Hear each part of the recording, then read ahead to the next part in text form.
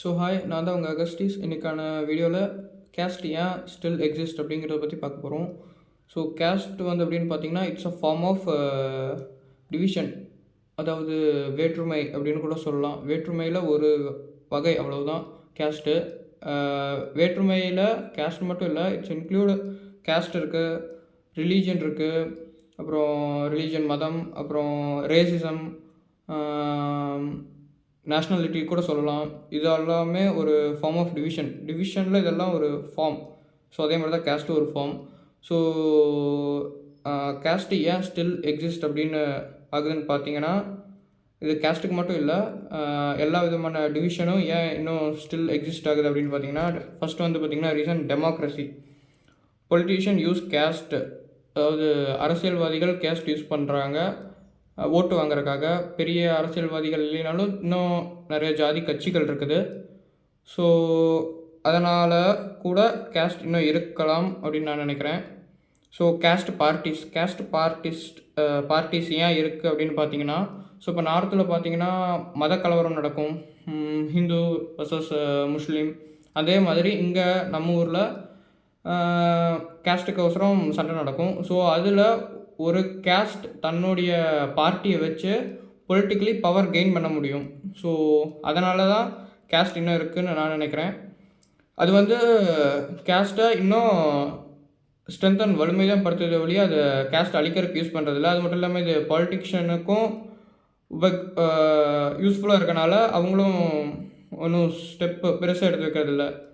So அவங்க பவரில் இருக்கிறவங்களுக்கோசரம் டெமோக்ரஸி மூலயமா கேஸ்ட்டு இன்னும் எக்ஸிஸ்ட் ஆகுதுன்னு நான் நினைக்கிறேன். ஸோ செகண்ட் விஷயம் பார்த்தீங்கன்னா parenting cycle, marriage and social networking. So parents often pass their belief. இப்போ ஜாதி பேசிக்கிட்டு இருக்கவங்களோட பேரண்ட்ஸ் தான் அவங்களுக்கும் சொல்லி கொடுத்துருப்பாங்க. ஸோ அது மூலயமா அது வந்து பாஸ் ஆகியிருக்கும் ஜென்ரேஷன் டு ஜென்ரேஷன் அப்படின்னு நினைக்கிறேன். இப்போ 6ல் விளையாதது 60ல் விளையாது. ஸோ அவங்க பேரண்ட்ஸ் வந்து இப்போ ஜாதி பேசிகிட்டு இருக்கவங்கள 6 வயசில் இருந்து ஸோ கேஸ்ட்டு இதை பற்றி சொல்லி வளர்த்துருக்கலாம். அவங்க அதிலே ஊறி போயிருக்கலாம். அது அவங்க சுற்றி இருக்கிற மக்களும் அதே மாதிரி இருக்கனால அவங்களும் அப்படி இருக்கலான்னு நினைக்கிறேன். ஸோ இது வந்து புது ஜென்ரேஷனையும் பழைய மைண்ட்ஸ், அதாவது மற்ற இப்போ ஜாதி பேசிகிட்டு இருக்கவங்கள மாதிரியே நினைக்க வைக்குதுன்னு நான் நினைக்கிறேன். அடுத்து marriage to the same caste. அவங்களுடைய கேஸ்ட்லேயே தான் மேரேஜ் பண்ணணும் அப்படின்னு பேரண்ட்ஸு கம்பல் பண்ணுறாங்க. ஏன்னா இப்போ ஒரு குறிப்பிட்ட சமுதாயம், ஒரு குறிப்பிட்ட கேஸ்ட் அப்படிங்கிறது ஒரு டவுனில் இருக்கும். ஸோ இப்போ அவங்க வந்து இன்டர் கேஸ்ட்டு மேரேஜ் யாராவது பண்ணிட்டு வந்துட்டாங்கன்னா, ஒன்றா அந்த ஊரை விட்டு ஒதுக்கி வச்சுப்பாங்க. அப்புறம் அந்த ஊருக்குன்னு பொதுவாக ஒரு கோயில் இருக்கும், அந்த கோயிலுக்குள்ளே உள்ளே விட மாட்டாங்க. அடுத்து அது வந்து அவங்களுக்கு அவமானமாக இருக்கும். ஸோ இதனால் கேஸ்ட் இன்னும் இருக்குது. ஸோ எனக்கே பார்த்தீங்கன்னா ஒரு சில இன்சிடென்ட் நடந்திருக்கு. நான் சொந்தக்காரங்களாம் பேசிகிட்டு இருப்போம். அப்போ அவங்க ஃபன்னுக்கு நீ லவ் பண்ணி கல்யாணம் பண்ணினா நமக்கு லவ் வராது, அது வேறு விஷயம். லவ் பண்ணி கல்யாணம் பண்ணால் நம்ம ஆளுங்களே பண்ணணும் அப்படின்னாங்க. நான் வந்து நானும் விளையாட்டுக்கெல்லாம் சீரியஸாகவே நான் பண்ணால் நீங்கள் சொல்கிற மாதிரிலாம் பண்ண மாட்டேன், எனக்கு பிடிச்ச பொண்ணை தான் பண்ணுவேன் அப்படின்னு. அவங்க இருந்துக்கிட்டு நீ அப்படிலாம் பண்ணினா ஒன்றா ஊரை விட்டு ஒதுக்கி வச்சுப்போ, கோயிலுக்குள்ளே விட மாட்டோம்னு சிரிச்சுக்கிட்டே சொன்னாங்க. ஸோ சிரிச்சுக்கிட்டே சொன்னது சீரியஸாக மாறாதுன்னு என்ன நிச்சயம். ஸோ பேரண்டிங் சைக்கிளும் ஒன் ஆஃப் த ரீசன். அடுத்து வந்து பார்த்திங்கன்னா எஜுகேஷ்னல் அண்ட் அவேர்னஸ்ஸு. எனக்கு இப்போயும் புரியல. சில பேர்லாம் சொல்லுவாங்க காலேஜ் போய் படித்தவனாக இருந்தாலும் ஏன் இன்னும் ஜாதி பார்க்குற அப்படிங்குவாங்க. பள்ளிக்கூடத்தில் வந்து A+B த ஹோல் ஸ்கொயருக்கும் ஜாதி மதம் வேணாங்கிறக்கும் என்ன சம்மந்தம் இருக்குதுன்னு எனக்கும் தெரியல. ஸ்கூலில் ஒன்லி சப்ஜெக்ட்ஸை மட்டும் தான் சொல்லி தராங்க. ஒரு சோஷியலாக எப்படி இருக்கணும், மக்கள் எப்படி வாழணும்னு சொல்லியே தரதில்லை. புரியுது, சில பேர் சொல்லுவீங்க யூனிஃபார்ம்லாம் இருக்குது அப்படின்னு. யூனிஃபார்மாக இருக்குது, அது எல்லாரையும் ஒன்றா தான் காட்டும் அப்படின்னு. ஸோ யூனிஃபார்ம் ஸ்கூலுக்குள்ளே யூனிஃபார்ம் இருக்குது. ஸ்கூலுக்கு வெளியே வந்ததுக்கப்புறம் நம்மளாம் கலர் ட்ரெஸ் தான் போடுறோம். ஸோ இப்போலாம் ஸ்கூலே பார்த்திங்கன்னா எஜுகேஷன் சிஸ்டத்தையும் வந்து பிஸ்னஸாக மாற்றிட்டாங்க. அது மிகப்பெரிய ட்ராபேக்கு. ஏன்னா இப்போ பிஸ்னஸாக மாற்றிட்டாங்கன்னு வச்சுக்கோங்களேன், மார்க் வச்சு தான் மார்க்கெட்டிங்கே பண்ணுறாங்க. ஒரு ஸ்கூல் இன்னொரு ஸ்கூலோட போட்டி போடுது மார்க்கை வச்சு. ஸோ பேரண்ட்ஸ் என்ன பண்ணுறாங்க, எங்கே மார்க் அதிகமாக இருக்கோ அங்கேயே போய் சேர்த்திடுறாங்க. நம்மளும் என்ன பண்ணுறாங்க, சின்ன வயசுலேருந்து ஏபிசிடி சொல்லித்தராங்க. எல்லாத்தையும் மக்கப் தான் பண்ண வைக்கிறாங்க எல்லாத்தையும். சொசைட்டியில் எப்படி வாழணும்னு சொல்லி தரதில்ல, மற்றவங்ககிட்ட எப்படி பழகணும்னு சொல்லி தரதில்ல, சொசைட்டி எப்படி மாற்றணும்னு சொல்லி தரதில்ல. ஸோ இப்போ இருக்க ஜென்ரேஷனுக்கு மாற்ற சொல்லி தரதுனால ஏற்கனவே இருக்கிற அதே சிஸ்டத்தை ஃபாலோவும் பண்ணுறாங்க.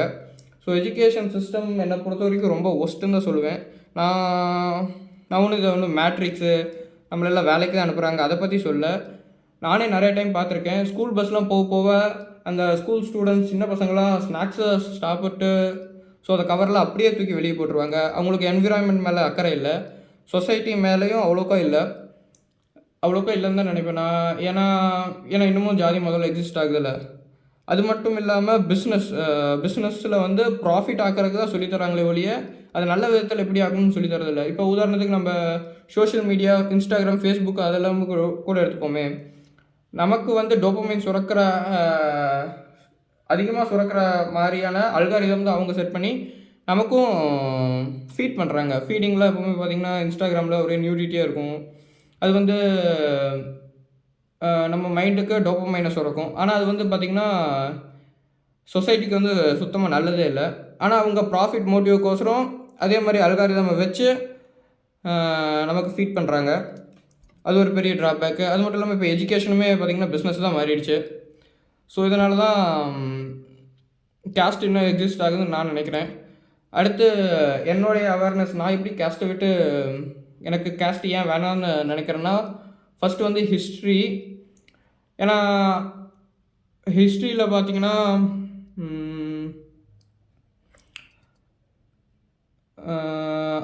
ஃபஸ்ட்டு வந்து நார்த்தில் தான் கேஸ்ட் எக்ஸிஸ்ட் ஆச்சு. நார்த்தில் ஃபஸ்ட்டு செய்கிற வேலையை வச்சு தான் கேஸ்ட்டு பிரித்தாங்க. சாமிக்கு இது பண்ணுறவங்களாம் பிராமின்ஸு, நாட்டை ஆள்றவங்க, பாதுகாக்கிறவங்களாம் சக்திரியர்கள் அப்படின்னு பிரித்தாங்க.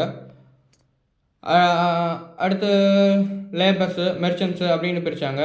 அடுத்து நார்த்தில் இருந்தால் சவுத்துக்கு வந்தது ஆரியர்கள். ஐ திங்க் நான் பார்த்த வரைக்கும் ஆரியர்கள் சவுத்தை ரூல் பண்ணும்போது கேஸ்ட் சிஸ்டத்தையும் கொண்டாந்தாங்க. அதனால தான் கேஸ்ட் சிஸ்டமே தமிழ்நாட்டு சவுத்து இந்தியாவில் வந்தது. ஸோ இதை பற்றி பார்க்கும்போது அப்போ அது ஒன்றுமே இல்லைன்னு எனக்கு அது ஒன்று தோணுச்சு. அதுக்கடுத்து இமிக்ரேஷன். நான் சர்ச் பண்ணும்போது எத்தியோப்பியாவில் தான் முதல் மனித இனம் தோன்றுச்சு. எத்தியோப்பியாவில் இருந்து தான் உலகத்தில் இருக்க எல்லா இடத்துக்குமே மனிதர்கள் இமிக்ரேட் ஆகி அதுக்கப்புறம் தான் அங்கே செட்டில் ஆகி சிவிலைசேஷன் ஃபார்ம் ஆச்சு. ஸோ அது ஒரு அவேர்னஸ்ஸு. அதுக்கடுத்து நான் ஒரு வீடியோவில் பார்த்தேன், உலகத்தில் இது வரைக்கும் கிட்டத்தட்ட 13 வகையான மனித இனங்கள் மட்டுமே, அதாவது நாம் வந்து ஹோமோசீப்பியன்ஸ், அது கூடவே ஹோமோ எரக்டக்ஸு, நெதர்லாண்ட்ஸ் அப்படின்னு நிறையா இருக்குன்னு சொன்னாங்க. ஆனால் இப்போ இருக்கிறதுல எல்லாருமே ஹோமோசீப்பியன்ஸ் தான். ஒரே ஒரு மனித இனத்துக்குள்ளேயே இப்போ இந்த அளவுக்கு நாடு, மதம், ஜாதி இப்படி நிறையா பிரிச்சுட்டு இருக்கிறோம். இன்னும் 13 இனமும் இருந்ததுன்னா எந்த அளவுக்கு இருக்குன்னு நினச்சி பாருங்கள். ஸோ இது 3ஆல் தான் நான் வந்து அவேர்னஸ் ஆனேன். ஜாதிங்கிறது ஒன்றுமே, ஜாதி மட்டும் இல்லை, ஜாதியை தாண்டி அந்த இருக்கிற பிரிவினை, வேற்றுமை இதெல்லாமே எதுவுமே இல்லைன்னு நினைக்கிறேன். ஸோ இதுக்கு வந்து இந்த ஜாதிக்கு வந்து ஒரு எண்டே இல்லைன்னு கேட்டிங்கன்னா இருக்குது. எப்படி அந்த காலத்தில் பிராமின், அதாவது ஏதோ சொல்லுவாங்களே மறந்து போச்சு.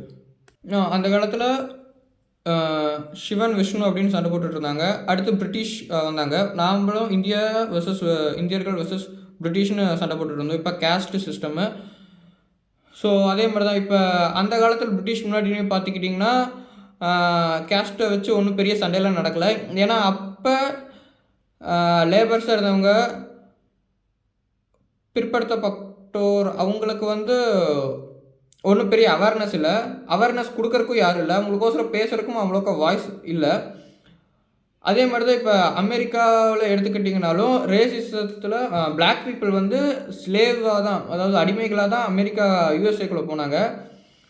அங்கே அமெரிக்காவில் இருக்கிற சில பேர் வந்து அந்த பிளாக் பீப்புளுக்கும் சம உரிமை வேணும், அவங்களும் மனிதர்கள்னு சொல்லும்போது தான் ரேசிசம் வந்து அதிகமாக ஃபார்ம் ஆச்சு. அதுக்கப்புறம் இப்போ கொஞ்சம் கொஞ்சமாக அடங்கிட்டு இருக்குது. பிரிட்டிஷும் அப்படி தான். ஸோ இப்போ இருக்க கேஸ்ட்டும் அப்படி தான். கிட்டத்தட்ட ஒரு எனக்கு நான் நினைக்கிற அளவுக்கு கிட்டத்தட்ட ஒரு 150 இல்லை ஒரு 200 வருஷத்துக்குள்ளே முடிஞ்சிடும். ஏன்னா இப்போ இருக்கிற யங்ஸ்டர்ஸுக்கு அவ்வளோக்கா கேஸ்ட் மேலே இன்ட்ரெஸ்ட் இல்லைன்னு நான் நினைக்கிறேன். ஸோ அதாவது அவேர்னஸ் நிறைய பேர் கிடச்சிக்கிட்டு இருக்குது. இப்போ இந்த மாதிரி ஜாதினால் கொல்லப்படுறாங்க, இந்த மாதிரி நிறையா பேசுகிறாங்க. இப்போ 1930s இருக்கிற இதுக்கும் இப்போ 2030 2025 அதில் இருக்கிறக்கும் நிறையா பேர் ஜாதி வேணான்னு தான் சொல்கிறாங்க, நான் பார்த்த வரைக்கும். ஸோ இதேமாரி நிறையா பேருக்கு அவேர்னஸ் கிடைக்க கிடைக்க கேஸ்ட் அப்படிங்கிறது ஒழிஞ்சிரும் நான் நினைக்கிறேன். ஸோ கேஸ்ட் சிஸ்டம்க்கு அப்புறம் எதுவுமே இல்லைன்னு கேட்டிங்கன்னா அப்படி இல்லை, இன்னொன்று ஃபார்ம் ஆகும். ஏன்னா எப்படின்னு பார்த்தீங்கன்னா யாரால் அப்படின்னு பார்த்தீங்கன்னா ஐ திங்க்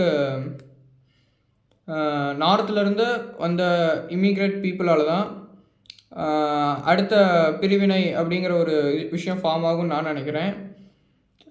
எப்படின்னு பார்த்தீங்கன்னா இப்போ அமெரிக்காவில் ஸ்லேவுக்கு சம உரிமை கிடைக்கணும் அப்படிங்கிறக்கோசரம் போகிறதுனால ரேசிசம் ஃபார்ம் ஆச்சு. இங்கே இந்தியாவில் கேஸ்ட் சிஸ்டத்துலேயும் எல்லாருக்கும் சம உரிமை வேணும், எல்லாமே ஈக்குவல்னு சொல்லும்போது தான் இந்த கேஸ்ட் சிஸ்டமும் ரொம்ப வயலன்ஸ் ஆகுது. இப்போ அதே மாதிரி நார்த்லேருந்து இங்கே வர பீப்புள் கம்மியாக தான் இருக்காங்க. அதுவும் அவங்க டெய்லி வேஜஸ்க்காக தான் நிறையா பேர் இங்கே இமிக்ரேட் ஆகுறாங்க. ஸோ எப்போ அவங்களோட பாப்புலேஷன் அதிகமாகுதோ,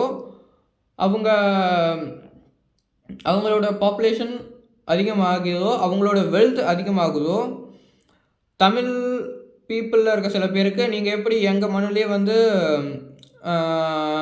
எங்களை விட வளமாக இருக்கலாம் அப்படின்னு ஒரு வேற்றுமை ஃபார்ம் ஆகும் நான் நினைக்கிறேன். அதுவும் எப்படின்னா இப்போ நார்த்லேருந்து நிறைய பேர் வராங்களா, பாப்புலேஷன் அதிகமாக இன் சம் கேஸ் நார்த்தில் இருக்க கல்ச்சரை இங்கே சவுத்லேயும் இம்போஸ், அதாவது இப்போ நமக்கே ஹிந்தி திணிப்புல அந்த மாதிரி நார்த்தோட கல்ச்சரும் இம்போஸ் பண்ணாங்கன்னா அப்போ ஒரு பிரிவினை உருவாகும். அது மட்டும் இல்லாமல் வெளுத்துலேயும் உருவாகும். ஸோ இதுதான் அடுத்த ஃபார்ம் ஆஃப் பிரிவினை அப்படின்னு நான் நினைக்கிறேன், வேற்றுமை. ஸோ அவ்வளோதான் இந்த வீடியோ. எல்லோரும் மறக்காமல் சப்ஸ்கிரைப் பண்ணிக்கோங்க. தேங்க்யூ, பாய்.